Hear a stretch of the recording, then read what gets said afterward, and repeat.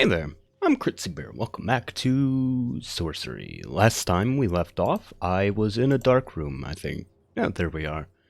And this time, I'm kind of suspecting that this might be the dark room that we saw in a vision towards the beginning of the Mampang arc, back when I used the vision sphere towards the statue. But I'm not sure. It could just be a, like, because I get the feeling all of these are meant to, like, represent the like dichotomy between two different spells, and I get the feeling that this is related to the the sun spell, right? So I don't know. It depends on what kinds of spells I can cast here. We shall see. I have not had time to ponder this. Hello, Madge?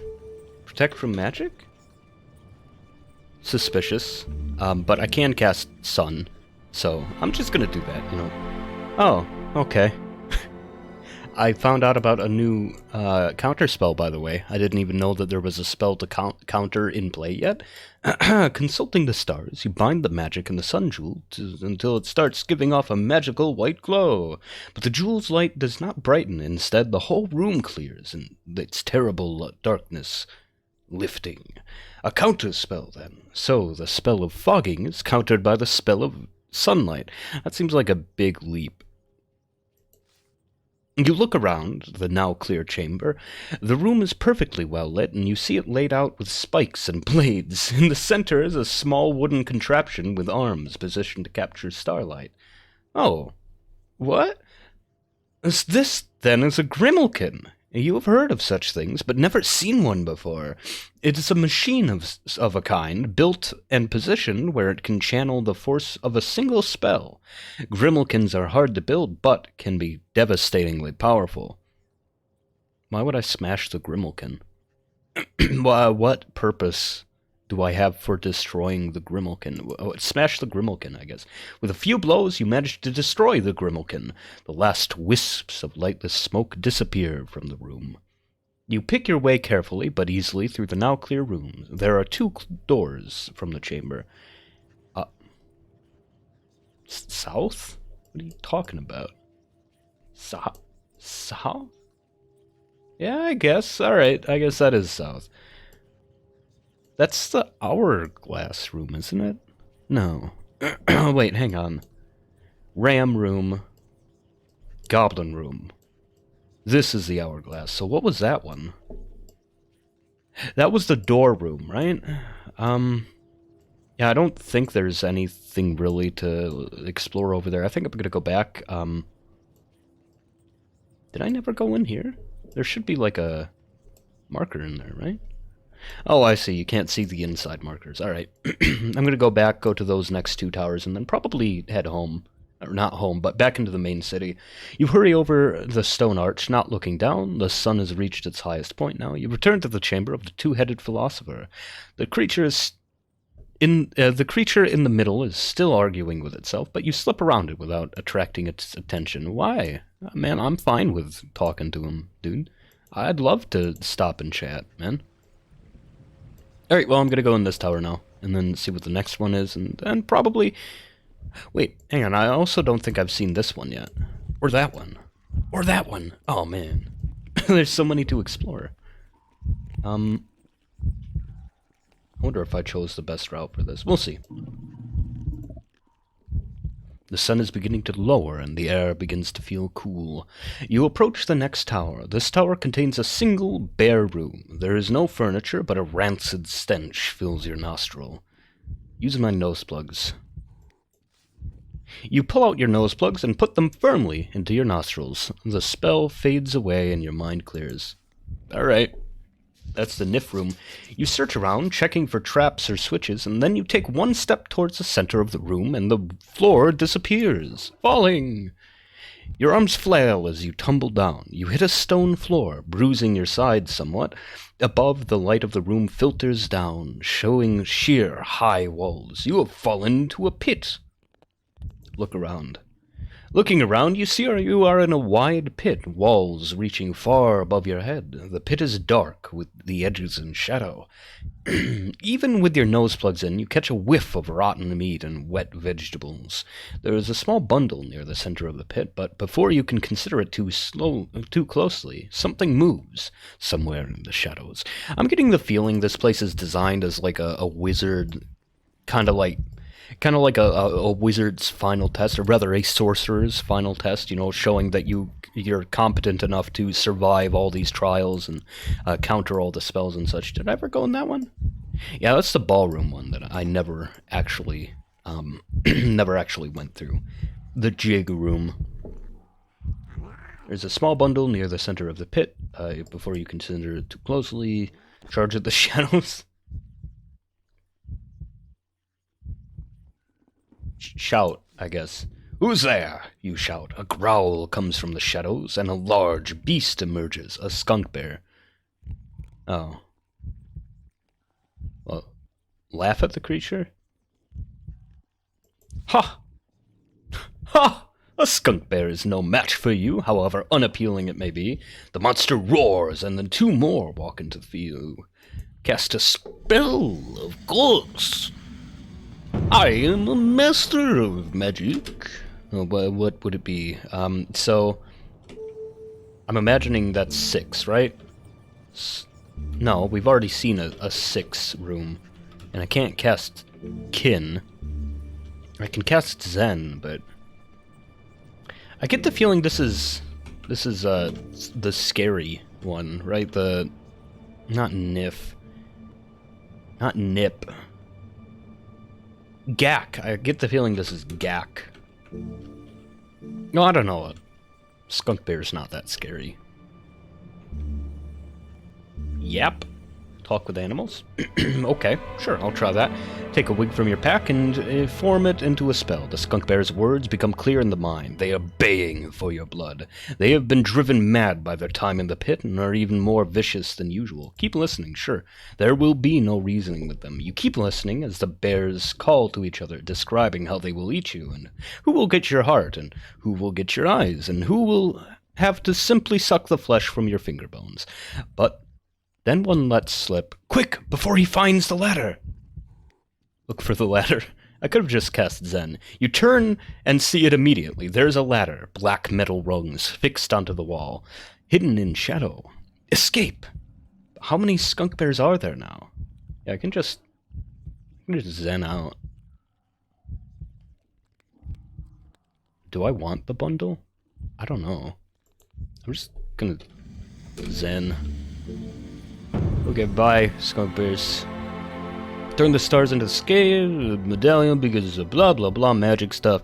You float up and out of the pit, landing safely on the edge. The skunk bears roar with primal fury.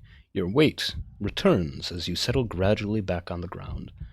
Look down into the pit. You look down into the pit. The skunk bears are roaring and howling back at you. Thankfully, there is enough space around the outside of the pit to edge carefully around. Well, I kind of wanted the bundle, though. You need to find a place to eat some rations. You run over to the next tower before the wind can snatch you away. Already seen that one. A feeling of safety descends on you, like a cloak. It is as though you have been standing in a storm and now have walked into its eye. This place feels protected, simple, calm. Look around. You look around the empty space, but find nothing, until in one corner of your eye you discover a small etching on the floor. It reads simply, "Can't see me here." Cast a spell? You open your arms to cast a spell, but find nothing. It is as though you stand below an empty spot in the heavens, if such a thing was even possible. At any rate, you are quite without magic here. There is nothing stopping you from moving on in any direction, but as soon as you step outside, you feel the clouds of Mampeng gathering overhead once more. There is a path to the south, but it has crumbled into a ruin a short way along. A walkway leads off to the east. Well, I've already gone to the south. Yeah, I've been in there before.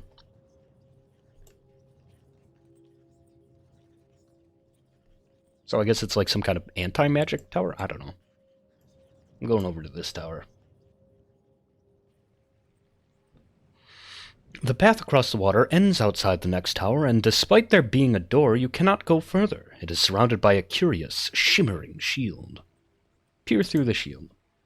Peering through the shimmering force field, you make out some kind of room beyond. There is a table and what appears to be a small pile of yellow sand. I remember seeing an empty door. Can I cast Tell here? Shucks. Razzle. Zap, no. How? Find safe passage? Sure, I'll use a stamina. The force field surrounds the tower in all directions. It cannot be broken. The tower is shielded by a spell of some kind. What about Mage? Like, if I cast Mage, can I just walk through? Raz. I'm gonna try... Oh, mud? Quicksand. Now, why would I want to do that? How much sand do I got? How much sand? Beeswax, 4 quantities of sand. I can afford to experiment with a quantity of sand. Mud. Sure. Let's see what happens. I figured it out. Reaching up to the constellations overhead, you create the spell, scattering sand around the base of the tower, but no whirlpool forms. Rather, the force field begins to shimmer and then steam and smoke until finally it disappears. The tower is now open for you to explore. One moment. Just fixing this. Okay. A counter spell, then. So, the enchantment of the whirlpool matches the spell of the force field. Interesting. Alright. There's nothing to stop you from going inside the tower. What was being so fiercely protected? I was just kind of assuming that the sand in there was a hint. Inside of the tower is Spartan. In the middle sits a table, on which a piece of paper lies. A pile of yellow sand is scattered around the table's feet. Look at the note. The paper is littered with scrawled notes, a few simple star geometries, as any acolyte of magic might learn, and the beginnings of a technical discussion of counter-magic. Continue reading, I suppose. The paper continues in sketchy detail, although it is an interesting conclusion. Counter-magic is a fact of the universe, thoroughly proven. There is no magic, no matter how strong, which cannot be countermanded if correctly identified, or even the great artifact itself, once thoroughly understood, can be overcome. Interesting. North Tower is the giant one, right? Or...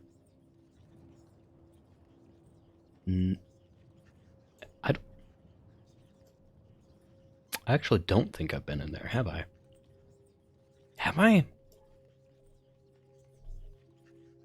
No, the one past the split tower is a giant tower, so I don't know. Is this? We'll see. Sun is sinking. Soon it will be dark once more. You follow the path and make your way into the next tower. The room you find is filled with statues, frozen in various poses. An icy hush fills the air. Is this a gallery of some sort? Slip between the statues. You step further into the room. There is no furniture, and the dust seems... it seems no one has been here in... From the dust. Okay, sorry. My reading comprehension is real low. And from the dust, it seems no one has been here in quite a long while. The statues make the room hard to navigate. They cluster and clutter. Oh my goodness, who is talking outside? It's so loud. One moment. Okay. Anyway, the statues make the room hard to navigate. They cluster and clutter the floor. Look around the room. You slip this way and that between the statues. The detail on them is extraordinary. Their bodies are exquisitely, prosaically... I've never heard that word before, so I can't even tell you if it's a fake word. Their faces seem soft enough to stroke. Whoever sculpted them was rare talent. Nope, they are paralyzed. I need to remember the opposite of rock. Fall, right? Yeah, there you go. Count as rock. Boom.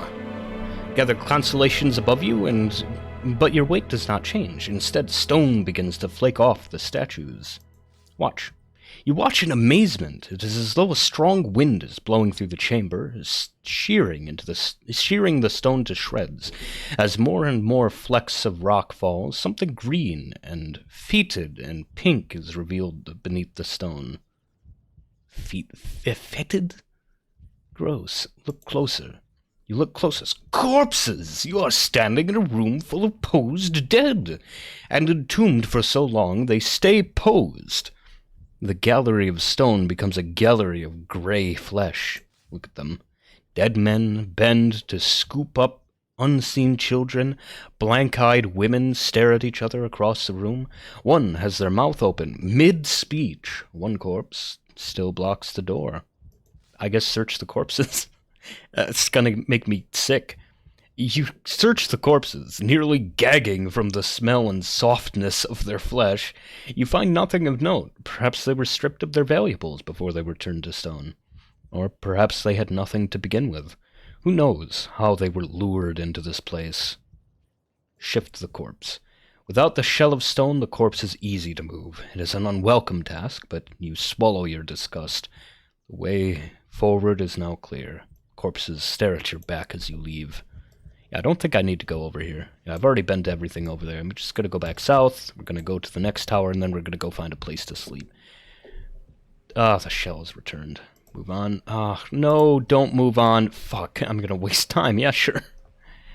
Alright. Whoa, what? Eyes of the statues seem to follow you. No, oh, they're statues again? Oh, the counter spell wears off. They just turn back into the stone. Why? Whatever.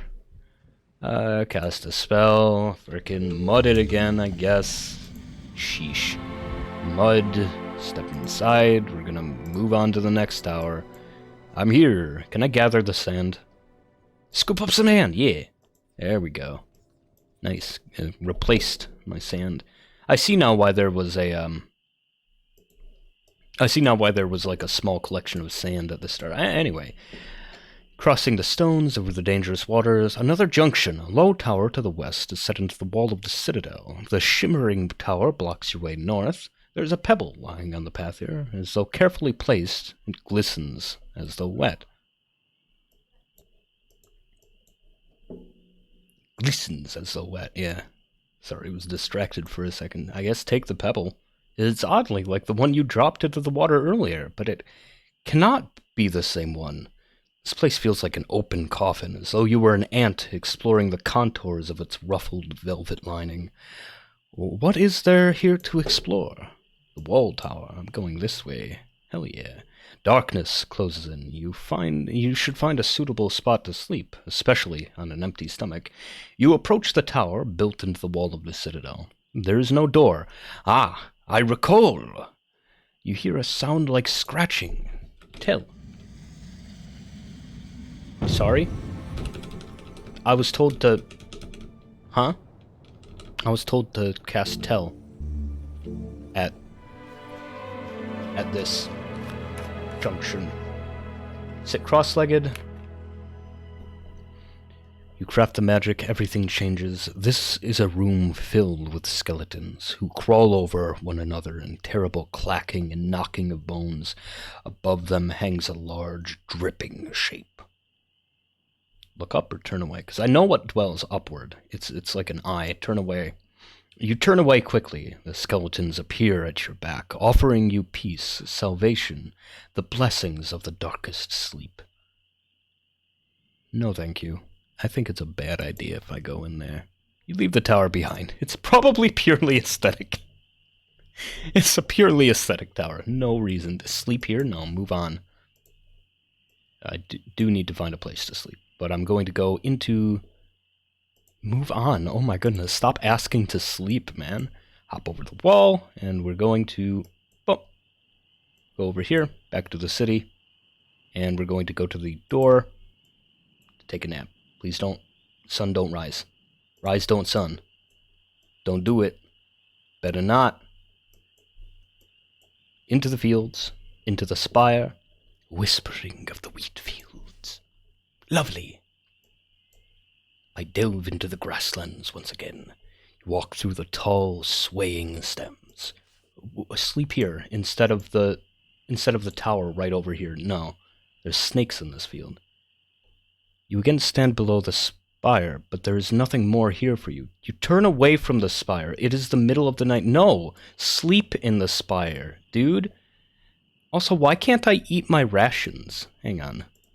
I'm gonna, like, try to manually eat here. Eat. There we go. Eat an apple. There. I guess I will sleep here. I guess I'll sleep in the middle of the field. This chapter feels a little weird. It seems like a safe place to rest, lost amongst the stalks. But as you settle down, ants begin to swarm over your arms and legs, nibbling and biting. You jump to your feet once more. You would do better to find some kind of shelter. Well, like the spire? You mean? Like the spire right there? I guess I'll try to sleep at the monastery. Open the door. Squeak. Okay. Cold night It's gonna be morning by the time I get to the monastery. God dang it. Oh, the monastery's closed for the night. I guess I'm not sleeping tonight. Fuck. That whatever, man. I'm gonna drink one of my Blimberry potions. The Archmage remains unaware of you. Must be morning now. You've been awake all night, and you're weaker for it. I'm gonna explore the eastern side of the town. Oh, sorry, the southern side, rather. Also, I'm curious about, like, that big building over there. I'm curious about all these big buildings. I've never been to this side of the town. I've only been to, like, the market. The statue of the Archmage! Look at the statue! Statue seems unimaginably old, yet the Archmage depicted here is definitely holding the Crown of Kings. Has he been planning this theft for such a long time? Or is this prophecy, a celebration of a day destined to come? Alright, and here's the eye vision, so I don't think I need to far here. Although it would oh, Doc! Nice. I'm gonna go ahead and drink a Doc potion. Gulp. How many more do I have? How much Blimberry? Because I've been hoarding Blimberry since the start of the game. 4 more? I should probably save it, right? I'm gonna try to find something to eat, I think. I'll look around. Many people here are simply passing through, but several are browsing the market on the west side. You also spot several guards to the north, clustered around the road that leads upwards. The guards are patrolling frequently, even here. You'll have to be careful to blend in. I have a set of armor hiding in a warehouse. Ooh, I can go over here. I'm gonna explore this big building. What's in here? Ooh!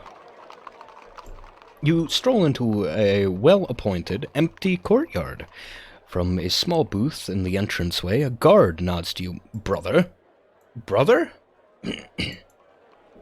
Oh, I guess I'm because I'm a monk, yeah. I forgot that's what you call monks. Brother Critsy Bear, I guess. You step out into the central courtyard that fills this enclosure.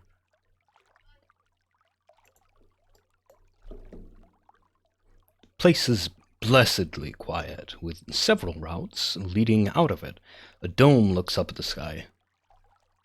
Got distracted in the middle of reading that. A fountain plays in the center of the courtyard. Search the courtyard. Look at the fountain. Search the courtyard first. You look around the courtyard, but there isn't much to see beyond the fountain and the benches that surround it. The doors are a mixture of shops and storage rooms. A few brightly feathered birds flap past overhead. This little square is almost comfortable. Look at the fountain.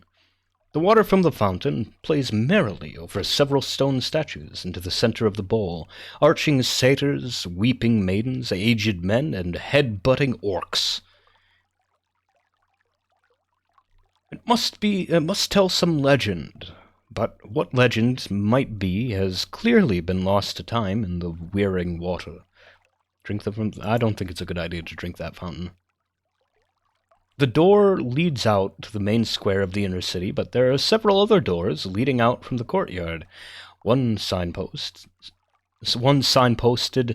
Nylock. The chamber. The guard's room.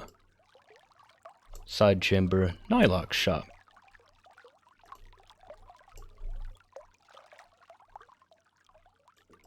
What is down there? Oh, I want to go down there, I think. Oh, I'm so curious about this. I mean,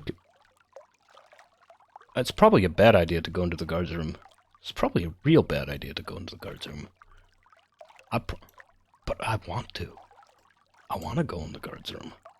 I also want to visit Nylock's shop with my 400 gold. I'm going to do that first, less risky option. I don't want to get chased out of here before I get a chance. You enter a trade post of some kind. A bald woman with one eye leans over a counter, flanked by shelves stacked with goods and trinkets. At this moment, she's talking to a finely dressed traveler, so there are travelers in here. The merchant, Nylock, glances up as you enter, then returns to her bargaining. Regard Nylock? Interrupt them. Regard Nylock? You regard the trader for a moment. Nylock leans over a ledger and looks like she has held that same pose for 100 years or more. Is she in the picture? Yep, there she is.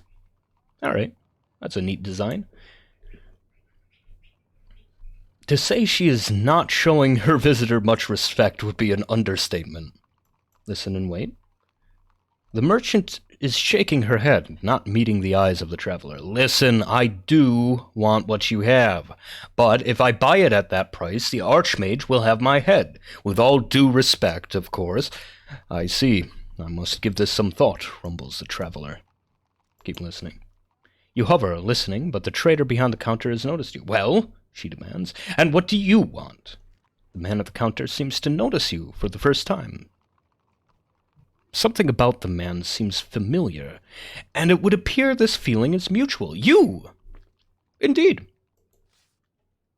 I saw you in the darkness, the man murmurs, when the gate turned to fire and the goblins were destroyed. Sansa's Vic? Think back. I don't... Think back. You cast your mind back, but cannot remember the man's face, though you recall the night which he is referring to, of course. The man interrupts your thought with a laugh. Ha! You don't know me! You must have seen the sketches of my face, at least on the walls and pamphlets that covered Carré. The man puffs out his chest. I am Vic Seneschal, first noble of the city port of Thieves, and you, I think, are the Analander. Nylock lifts her head briefly. You know this stranger. Vic grabs you around the shoulder. Well, my dear friend, here is the reason I'm first noble. He aided me in defeating the marsh goblin hordes that threatened the city on the day of my ascension. I should have guessed Vic. I was gonna guess. Says Nylock, who goes back to writing in the ledger. That's right. I don't know, though. Didn't I dislike Vic? Dude, this is where Vic's getting his werewolves.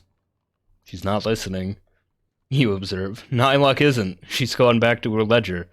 Vic explodes. What kind of reception is this for an ambassador? I'm busy, Nylock responds, and I'm not a diplomat. Vic huffs.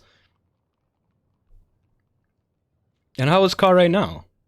Changing, Vic answers. The first thing I did was remove the council. Amazing how much more efficient things can be when there's only one voice in charge, and a businessman's voice at that. He flashes a smile at Nylock, but her one eye is looking elsewhere. I don't like that he ousted me as the Analander. Nylock lifts her head briefly. You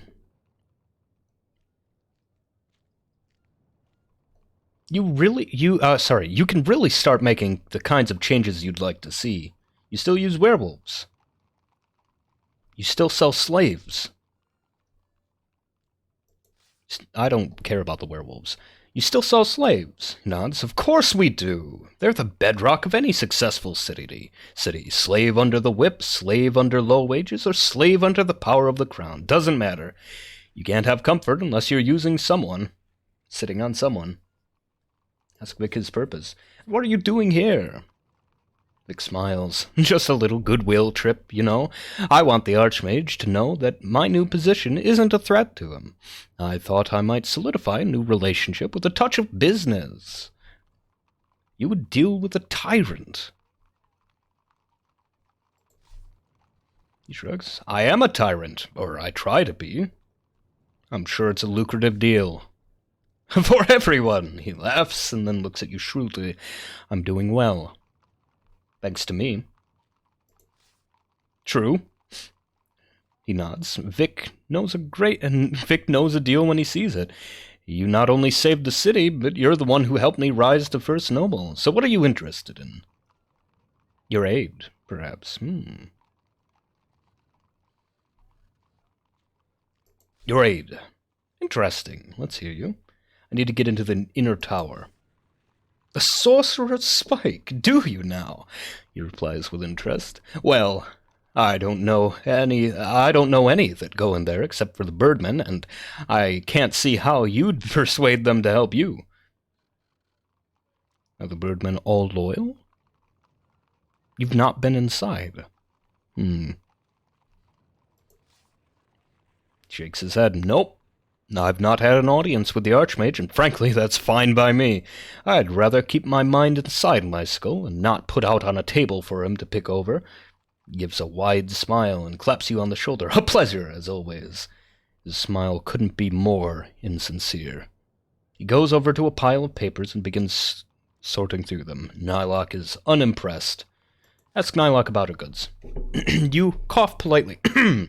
What kind of goods are traded here, you ask. What? Nylock looks up. Oh, you're still here?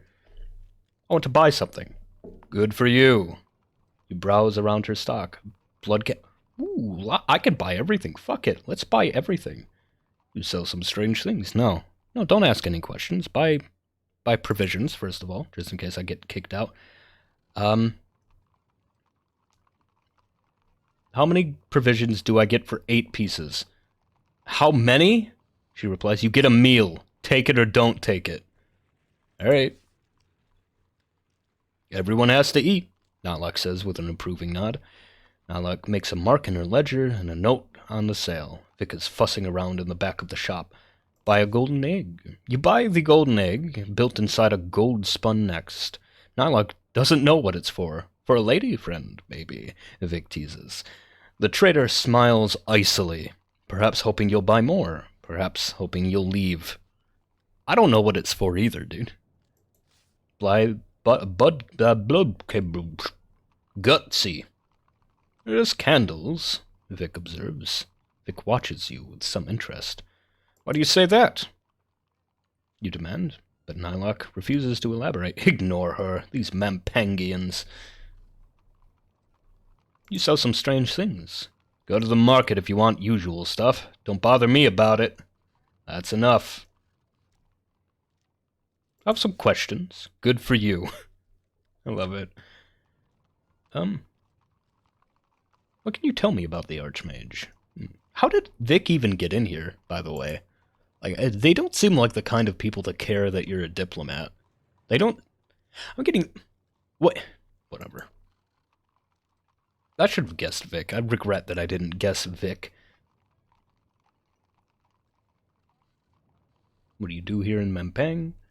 What do you do here in Mampang? What do you suppose I do? She asks, waving around her shop. I took you for more than a storeholder.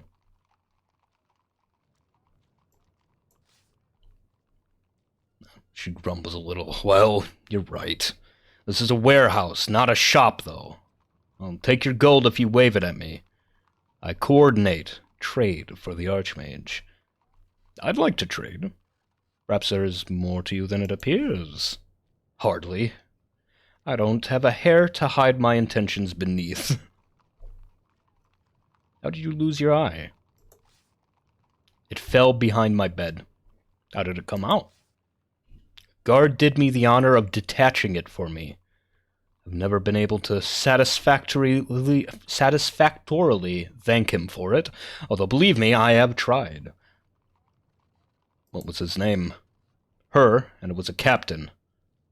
But don't you go pretending you're some kind of hero off to avenge me. I'm just a bald shop owner, and you're some smelly stranger. Get out of my shop before you make me look bad.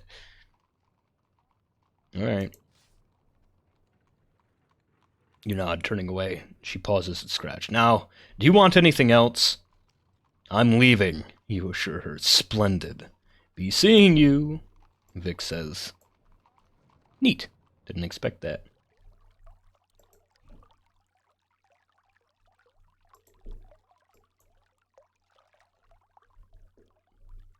Eat some food? Yeah, I haven't eaten in a couple days. Sure. Well, no, never. Well, I ate last night. I just didn't sleep. I guess, technically get my food in for the day. Sure.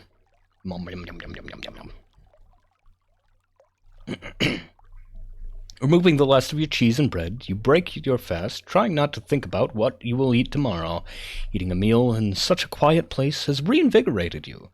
You watch more birdmen pass overhead. You could almost pretend you were watching normal birds back in Analand. Curious about the guard over there. Yeah, you know what? I'm curious about the guard. Hello, friend. You approach the guard's room. The guard turns to you with narrowed, unfriendly eyes. What?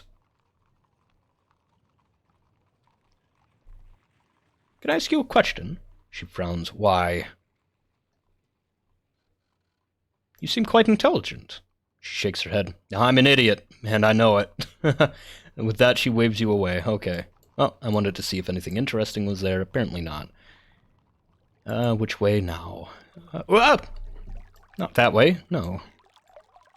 This way. I'm gonna go see what's over here. The far end of this courtyard is a gloomy hallway. It seems like a strange addition to an otherwise clean merchant's quarter. But there's like slaves down here or something. It's gonna be something shady. You emerge into a small dirt-filled room. There's an untidy pile of timber in the center and a door at the far end. Look at the far door. Cross the room and rattle the handle of the far door, but it doesn't turn. Is it locked? Look at the door. The door is heavy wood, tightly joined, and yet from between its plank, thick oil seems to ooze.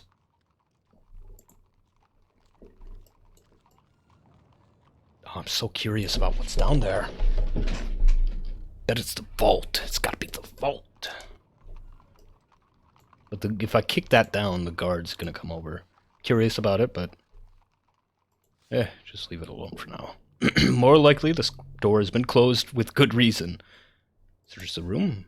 As far as you can see, the only thing in the room is a pile of wood in the middle of the floor. The timber looks half rotten, covered in curious black splotches. Search the pile. You shift some timber, hoping to find something of interest. You discovered only bare flagstones beneath. Keep searching. I guess you move a large, rough-edged piece of wood, and you are rewarded by a splinter on your finger. You think nothing of it, but then, a moment later, you start to feel dizzy. You raise your hands and see that the black splotches of the wood have started crossing across your palms. This must be some kind of disease. Hope. In my pack for a cure. Blimberry. Drinks uncorking Blimberry, you feel a little better. And all traces of hunger are soon gone, but the splotches on your hands do not fade. Hope. The blotches have spread up your arms now, and your body and back. You feel your breath coming in short gaps. I should have kept one of those potions for my god dang it. Collapsing. They're starting to rot from the inside. You collapse, energy almost gone. But then, slowly, the feeling begins to return to your feet and hands. Stand up. You get up. The blotches are now gone, however, you feel a strange emptiness in your hands, as though something was missing from your nerves. Cast a spell. Oh no. You lift your arms to gather the starlight, and you find nothing. It's simply that there is no It's not simply that there is no magic here. You feel nothing. The disease has taken your spellcasting ability. Oh no. Maybe I can spread it to the Archmage. But I can't get inside if I don't have magic. Uh-oh. I remember there was like a dock statue in like the... Oh no. That's awful. Uh-oh. Is there like a doctor or anything? Shucks. I don't know what I'm gonna do about that.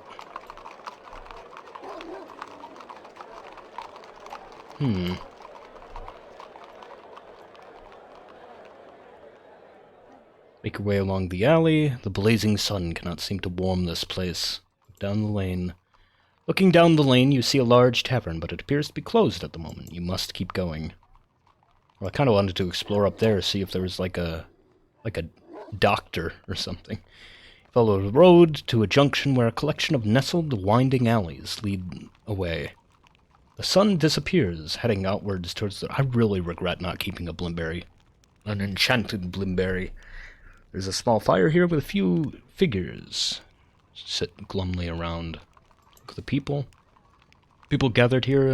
The people gathered here have a cluster of tents off to one side, along with packs of gear. A small fire burns in a dugout pit, and they sit around it chatting over bubbling stew. Look at the alleys. The alleys are a rat's nest of buildings and winding streets. They seem to go on forever, yet curve immediately out of sight. A rat scurries over your foot and then stands nearby, boldly staring. Look at the buildings. The buildings surrounding you are old and poorly built, in stark contrast to the martial efficiency of the rest of Mampang. Most are sagging and leaning, but you can see shadows moving in the windows. Despite the grim setting, people still live here. Explore the alleys or find the road. I need a doctor, dude. I need a healer, please.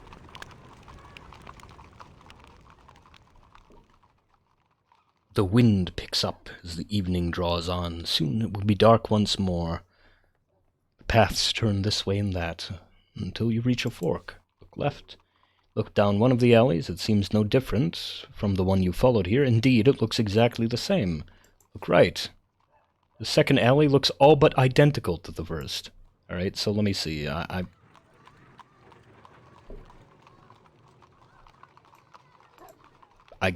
go right. Your instincts suggest the right road, but you will have to keep moving. You must surely be reaching the edge of the alleyways by now. You have walked a considerable distance. To your surprise, the alleyway emerges suddenly into the crossroads with the fire pit where you started. I want to see what those buildings are, dude. Crossroads fire is still burning. Explore the alleys. I'm gonna go back in there. Go back in the alleys. Now I'm over here. After passing several blocks, you begin to develop the sense that there's more land here than could possibly fit. Alright. That's where the Archmage puts all the people, I guess. Look around.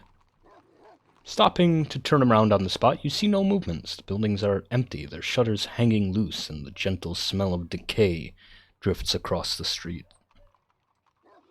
Keep walking. You move cautiously onward. The alleyways all look the same. You stumble around a corner and come upon a small open square with a single building set slightly to one side. Approach it. Curious, you approach the building. Is this the cause of the strange disturbance to this area? The house. Hello, are you a wizard? Can you cure me? You approach the house, a narrow two-story affair that, like most Mampang's buildings, is showing signs of tumble and decay. As you approach, you notice that the front door is hanging ajar. Knock.